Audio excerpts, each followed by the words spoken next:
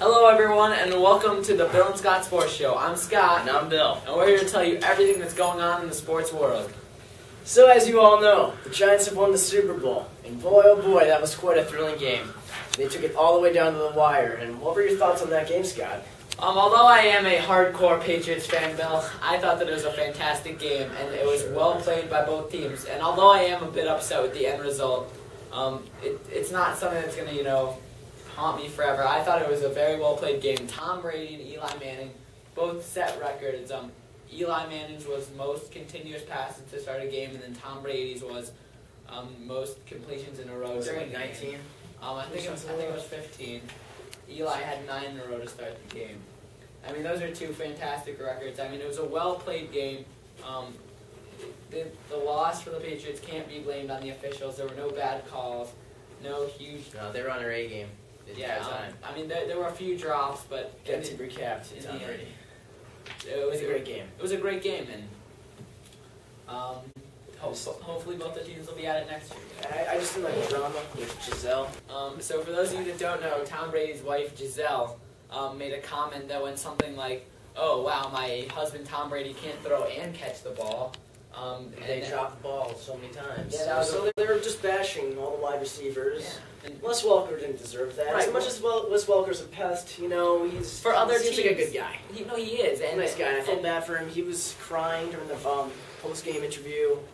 Well, he wasn't crying, but he was just a little teary-eyed, and he was a little depressed after that loss because he thought he let the team down. Right, yeah, and you cannot blame that on Wes Welker. If it wasn't for him, they wouldn't have got this far. Yeah, exactly.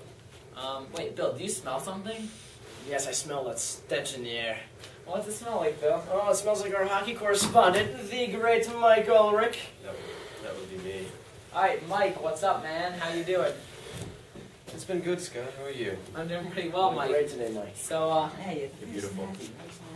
So can you tell us how local team Boston Bruins are doing? The Bruins are not too hot right now. They're in a nice slope, and they've been that way for about a week and a half. Yeah, the last game. What was it, last night? Oh, yeah, last night. 6-0? 6-0 against the Buffalo Sabres. So Mike, what can you blame all these recent losses on? I'm going to say it's poor teamwork. They're not connecting very well on the ice recently. Yeah, I mean that's a problem. I mean, and do you think that they could possibly trade any players, or do you think that they just They have to could work probably together? send down Tuukka Rask, probably back to Providence. See what happens, because he just lets too many goals go by.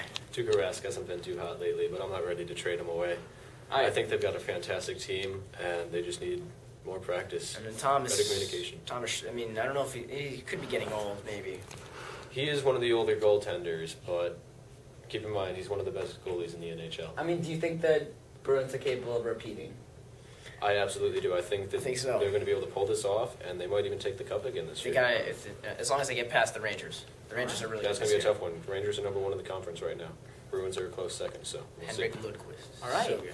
All right. Well, Mike, thanks for joining us today. You're welcome. Hope to see you again soon. I'll see you guys later. Yeah. Go Bruins. So, in local news, men's basketball team Connecticut has been struggling, and they have lost 5 out of 6 games. To make matters worse, UConn might be banned from the 2013 NCAA tournament. That's right. Due to below standard academics, UConn will also be barred from the NCAA tournament.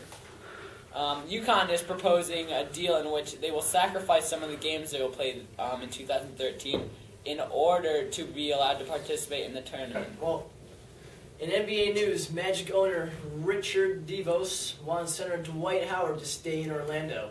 However, Howard has publicly requested a trade out of Orlando. But the owner seems confident that he'll stay in Orlando. But Howard was interested in going to either the Los Angeles teams or the New Jersey Nets. Yeah, I mean, Howard obviously wants out of Magic because, to be honest, the Magic aren't going anywhere, and he could really help a team push towards the playoffs. I can see him going to the Nets. Yeah. Him and Darren Williams with Chris Humphries. Man, those guys would be the new big three. Yeah, Chris Humphries. So, a reason why he might need to go to the Clippers is because one of their guards, Chauncey Billups, has just torn his Achilles tendon, and he will be out for the year. And that's really bad news because Chauncey Billups has helped the Clippers a lot this year, and they're really going to miss it. Yeah, that sure will slow down the Clippers, Scott. So, after a slow start, the Celtics have won 5 in a row and are gaining on the surprisingly hot Philadelphia 76ers. Hopefully the Celtics can keep this going and keep their winning ways from previous year, and hopefully they'll have one last shot at a title run before the Big Three gets too old. I can see that. Right. Well, also, the struggling Knicks have won 3 in a row and appear to be back on track. Yeah, that'd be great if the Knicks could play the Celtics in the playoffs again. You know, that'd be a great game. Better be a great series. I don't want to see them get swept again. You know? That's good for basketball in the East. All right, so Bill, our favorite sport, baseball, is just around the corner. Yay! And pitchers and catchers for the Yankees and the Red Sox report February 19th, and I am so excited. Oh, I am pumped, Scott. Speaking of, and get this, opening day, April 4th.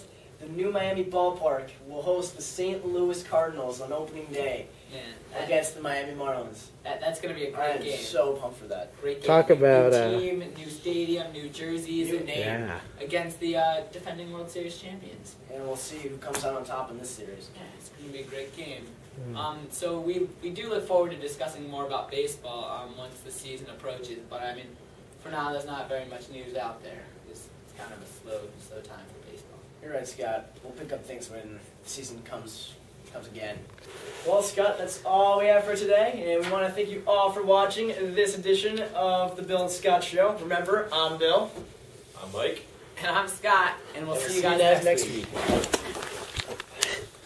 Live from New York, it's Saturday night!